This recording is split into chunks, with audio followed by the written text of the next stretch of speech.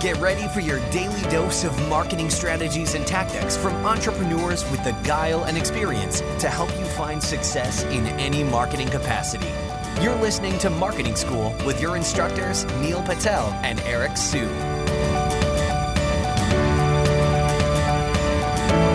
Welcome to another episode of Marketing School. I'm Eric Su. And I'm Neil Patel. And today we are going to talk about how to get more views from your video. Neil and I have been doing a lot more video in 2017, and we're probably just going to continue to crank out more. So, the logic that you hear from people all the time, you have to have great tags. It does make sense. You have to help Google make sense of what your video is because they just can't crawl a video, yet they have to look at text, right? So use a tool like TubeBuddy, T-U-B-E, Buddy, or you can use a tool called vidIQ.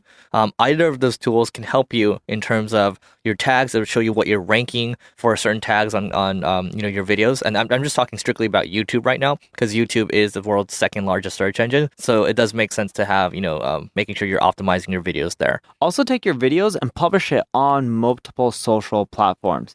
So I used to just publish my videos on YouTube and Facebook. And it was funny. I had a friend who hit me up. His name's Derek. And Derek's like, hey, does it hurt when you post your videos on multiple social sites because it's duplicate content? I'm like, no. And then he was just like, he's just like, have you tried out LinkedIn?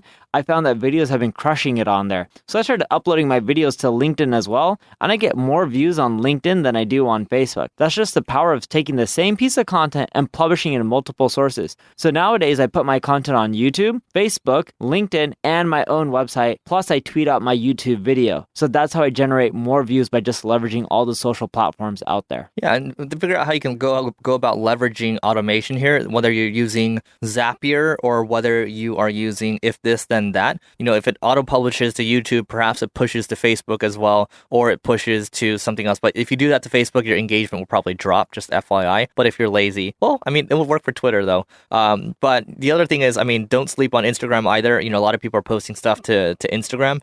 And the other thing I'll add is if you're doing videos, again, search engines aren't good at crawling that quite yet, right? So what you can do is you can use a service called Rev, REV.com. And using Rev, you can basically have captions, you can have your videos transcribed. You can also have the captions there if you're going to run ads for them, but have a transcription and then put it on your blog. And then that way your search engines are going to crawl it. Guess what? By default, you're going to have more views on your videos because people are landing on that page from the text. Here's the shitty part about videos. The way the video performs in the first 24 hours on most of these social platforms is going to determine its fate for the rest of its existence. That's crazy, right?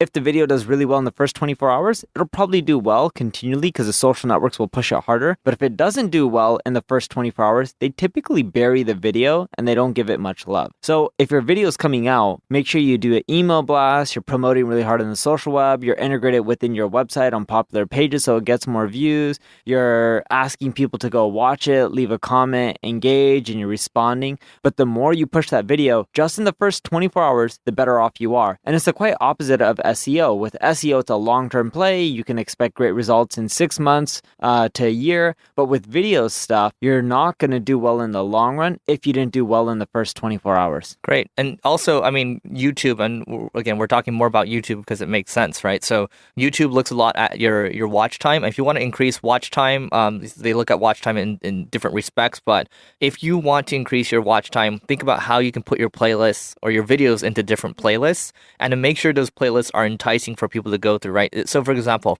if Neil's talking about SEO, maybe I just want to watch a bunch of videos on SEO and the playlist will just continue to go through. As long as you're keeping people more on YouTube's platform, you're going to get rewarded for that. So think about looking at your analytics and think about how you can improve. Look at the videos that actually do well and start to pare out whatever's not doing that well and stop making videos like that, right? You got a 80-20 rule. Figure out what's working well and go from there. Neil? That's pretty much it on mine. We covered most of the main things unless you have anything else. Nope, that's it for me. But before we go, we have a 90-day free trial of Crazy Egg to give away. And that's for each and every one of you. Go to singlegrain.com/giveaway to learn more. And you'll learn more about how you can get an annual subscription as well. So that's it for today. And we will see you tomorrow. This session of Marketing School has come to a close. Be sure to subscribe for more daily marketing strategies and tactics to help you find the success you've always dreamed of. And don't forget to rate and review so we can continue to bring you the best daily content possible. We'll see you in class tomorrow, right here on Marketing School.